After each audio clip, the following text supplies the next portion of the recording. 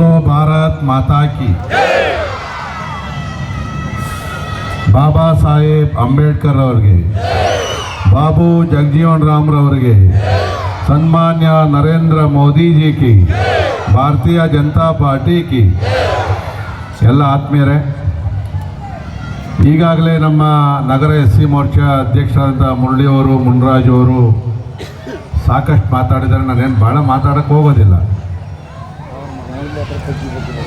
ನಾನು ಸಣ್ಣ ಕಾರ್ಯಕ್ರಮ ದಿನಸಿ ವಿತರಣೆ ಮಾಡ್ತಾರೆ ಅಂದ್ಕೊಂಡಿದ್ದು. ನಾನು ಇಷ್ಟು ದೊಡ್ಡ ಪ್ರೋಗ್ರಾಮ್ ಇದೆ ಅಂತೇಳಿ ಅಂದ್ಕೊಂಡಿರಲಿಲ್ಲ. ಈ ವಾರದೊಳಗಡೆ 3-4 ಜನ ಬರ್ತ್ಡೇ ಆಗೈತೆ.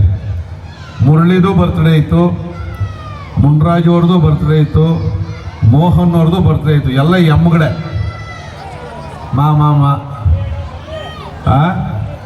ಮಲ್ಲಿದೊಂದಿತ್ತು, ಅವನು ವಿಶ್ವನಾಥ್ 24ನೇ ತಾರೀಕು ಐತೆ.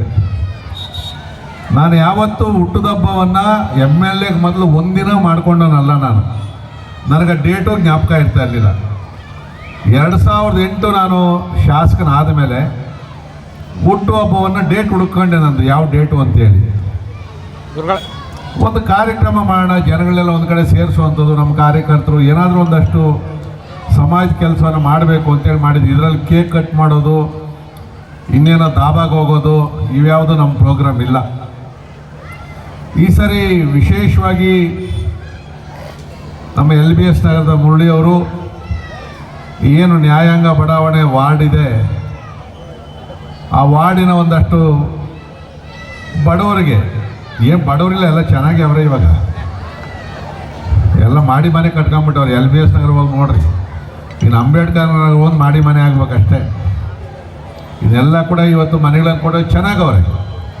ಕೂಲಿ ಮಾಡಿ, ನಾಲಿ ಮಾಡಿ, ಗುಡಿಸ್ಲು ಹಾಕ್ಕೊಂಡು, ಟಾರ್ಪಾಲಲ್ಲಿ ಇದ್ಕೊಂಡು ಇವತ್ತು ಹಂತವಾಗಿ ಅವರೊಂದು ಲೆವೆಲ್ಗೆ ಬಂದಿರತಕ್ಕಂಥದ್ದು ಕೂಡ ನಾವು ನೋಡ್ತಾ ಇದ್ದೀವಿ.